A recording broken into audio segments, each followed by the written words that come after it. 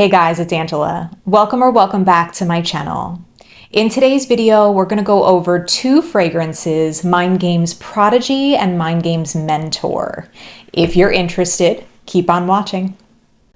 Both Prodigy and Mentor came out at the same time, so since I have been head over heels with queening, I really wanted to try out a bunch of the other Mind Games fragrances. So let's get started with Prodigy. This has rose, bergamot, cardamom, longoza, patchouli, vanilla, blonde woods, sandalwood. This is a very creamy, woody, realistic, milky rose. That's how I'm going to describe that. This goes through many phases throughout the wear in the day, and this thing does not come off for anything. Now, I am not a huge lover of rose, but I wanted to give this a shot because I heard some people say that it smells like a cafe latte type of smell, and I love that kind of smell. But this is a whole lot more than that. I find this to be very complex and unique. It's earthy and warm, yet sweet. And longoza flower is new to me, so I'm not really sure how to pinpoint what that smells like, but this florally scent kind of has like a gingery note that it meshes with. That's what I can pick up on. The dry down is a vanilla patchouli type of scent. As your skin warms through the day, it gets more and more intense. This is a very intense scent, which is beautiful, but also I think that this only really works in the very cold weather. I tried this when it was warmer out and it gave me such a headache, but not because of the notes. It gave me a headache because of the strength. And even when I took a shower, it was still on me and it was on my clothes even after I washed them. I feel like this is not for someone who likes a light and airy smell. It totally envelops you. I want to read a description that I read about this, and I loved it so much because it really describes the feel and the experience that you get from it. The scent is like a rose petal dipped into Aphrodite's milky bath. Yes, something about this smells not from this time, and yet it smells so modern. It's such an interesting mix. This is totally unisex, and it has an all-day wear and beyond infinity, and a very nuclear projection. And that is Prodigy. Now let's talk about Mentor. This has salted caramel, Italian lemon, dark plum, coffee, creme de cassis, amber resin, boya oud, sandalwood, tonka bean. It starts off like a fruity, ambery type of scent. Now, again, I'm not a huge rose or oud. I'm really not super picky, but there are certain combinations of things that just kind of smell like maybe a little too earthy for me, and they smell kind of like dirt. But this is beautifully blended. Both of these are beautifully blended. They smell rich, they smell expensive. You can tell the quality in the ingredients that were used because they feel like new and exciting, and yet it feels like you've had this for 20 years. Like there's something about it that feels timeless, but also super modern and interesting. The dry down is a rose oud. If I can explain this in comparison to a scent, and I want to preface this with they don't smell the same per se, but they give me the same experience and I would wear them for the same purpose. This kind of has the same feel as Bond No. 9 Nomad.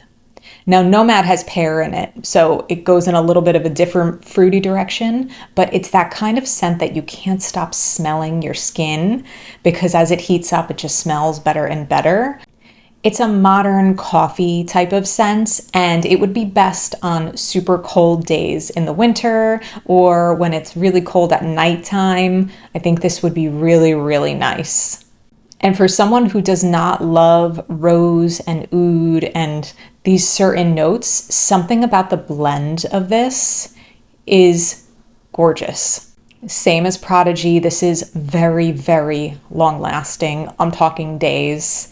And it has powerhouse projection. And that is Mind Games Mentor. Now, let's talk about these two fragrances. We'll go over some pros and cons. The pros, they are extremely high quality, well blended, they smell expensive, they smell rich. They're everything that you want in an expensive fragrance because these are not cheap. The cons for me. Although they are beautiful scents, I put such a little bit on to wear for the day, and I'm gonna say at hour 4, 5, 6.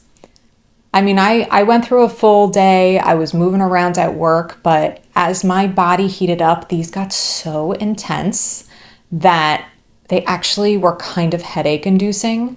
So I'm interested to know if you wear these and spray them out of a bottle, because I have a little dabber, if it's not as intense, because this goes straight on the skin and, you know, it's a different experience than a spray.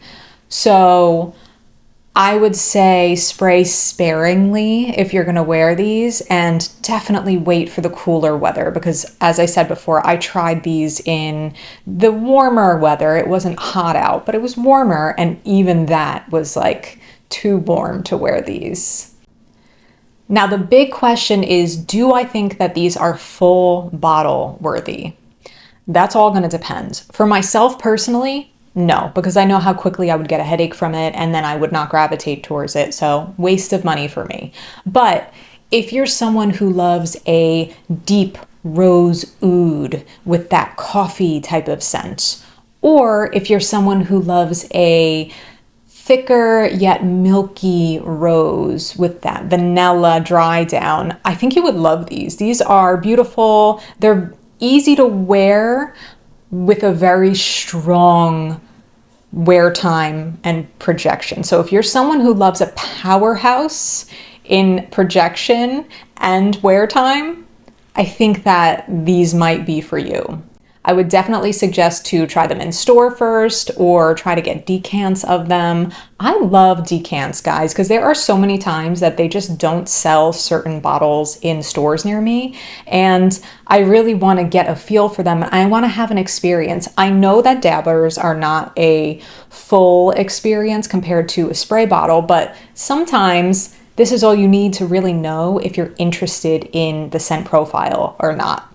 And these were enough for me to know that I would get a headache from them. But I don't want that to deter you because they are really, really beautiful scents. Prodigy is in a white bottle and Mentor is in a black bottle. And I feel like I understand their thought process in that because Prodigy is that milky rose and I envision white when I smell this. And Mentor, I envision like a deep brown or a black. And they're kind of like the light and dark versions of each other in a way, even though they don't smell anything alike. They do have that similar DNA that you can tell that they're kind of in the same family. Have you guys tried Prodigy and Mentor? Do you like them, hate them? Tell me what you're thinking about these two. Thanks for watching. I hope you enjoyed. If you did, give this video a big thumbs up and subscribe. I'll see you in my next one. Bye.